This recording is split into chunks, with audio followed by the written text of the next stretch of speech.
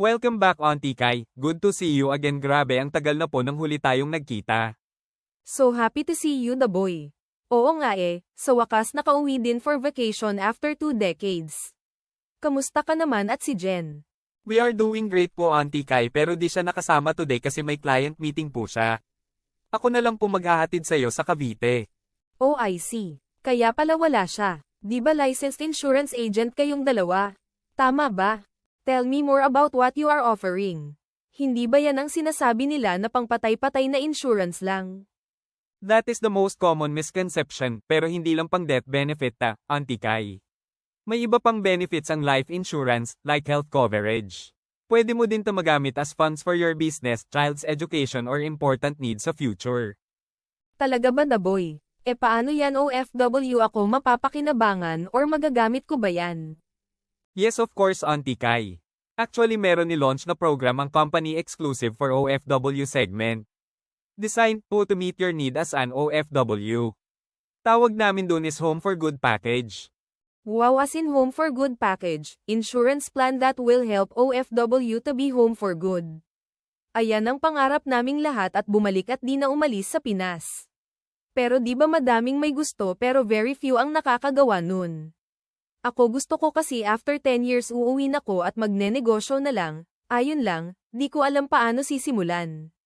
Alam mo naman magastos magpadala, halos wala akong naitatabi pero matanda na din si auntie mo. Discuss mo sa akin ang package na yan. Tama po Auntie, kaya mostly sa mga OFW na nakakausap namin same din ang gusto pero very challenged to start. Our plans will help you take a baby step, it depends on your insurance need, target fund and budget din.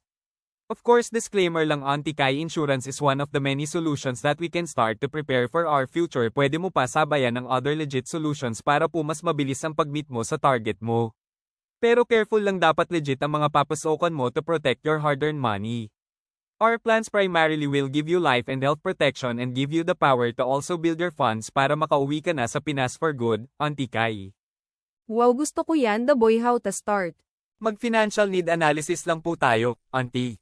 After that, let's agree kung anong preferred at best plan para sa iyo and complete na din po natin ang electronic application form. Very simple and easy lang Auntie Kai. Finally, the boy. Na home for good din ako. Welcome back and bright morning Auntie Kai. The long wait is over. I am here to deliver your check for your business fund. Salamat, the boy and Sun Life, for helping me start prepare for my future. Masisimulan ko na ang dream business ko at higit sa lahat I am home for good. Kaya sa mga katulad ko na OFW, huwag matakot sa life insurance. Hindi lang ito pang death benefit, ito rin ay para sa living benefit and future funds. Hindi imposible ang home for good natin basta we start as soon as possible. The more we delay, the more we are drawing farther from our dream to be home for good. Having a life insurance policy not only provides your loved ones with financial protection should death occurs to you, it also provides benefits for yourself throughout your lifetime. Home for good with enough funds is not impossible. Affordable Home for Good package abot kaya mo. Get insured now.